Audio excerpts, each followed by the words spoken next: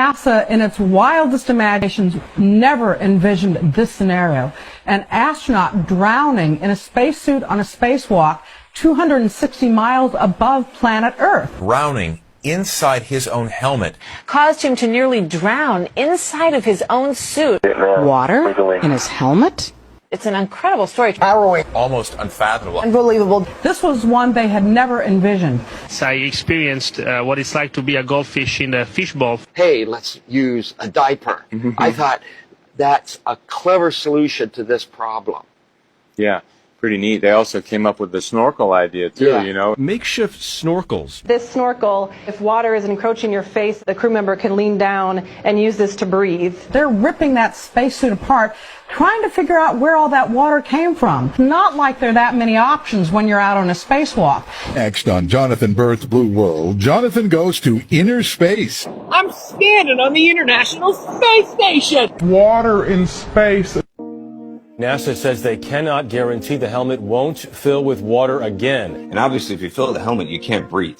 Scary story. Glad he made out okay. That's a leak. Oh, it's an explained leak. A significant leak. When I was commanding the International Space Station, we had a significant coolant leak. I imagine there are no insignificant leaks in space. These things do happen. It's not, something we don't have plans for. But, but you're in space. You're in space, which means it's much more difficult to fix. It's a pretty big problem. Just about 3 hours now since we first observed what you're seeing on the screen, that being a leak. You can only leak so long, and then eventually you stop leaking because you run out of fluid. The fluid that you're seeing in the form of snowflake-like particles, it is a bit odd. Do not know what the source of that stream of particles is. A sudden streams looking like a snow shower. Space is tough, especially whenever you're trying to show video from space. On the ground in the water tank on orbit, essentially the same picture.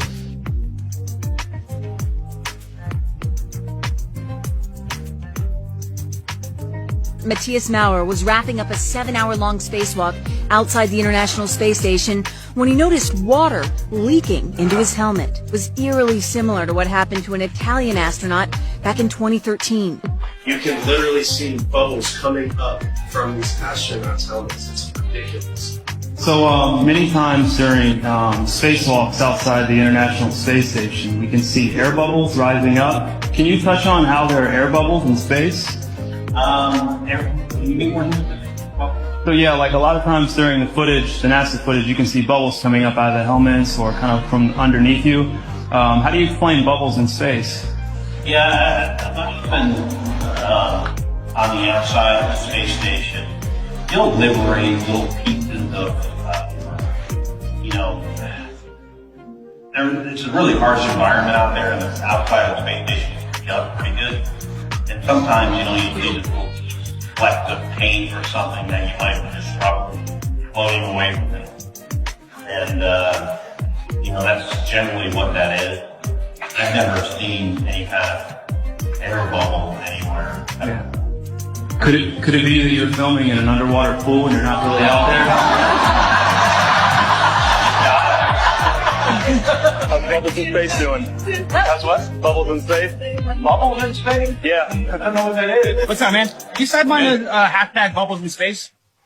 Hashtag bubbles in space? Bubbles in space, brother. What's your word on that? What is that? Bubbles coming out in the spacewalks? Oh, you're that guy. I'm one of those guys. Yeah, I'm not gonna write that. Not everybody can be a robot polisher. Water in space.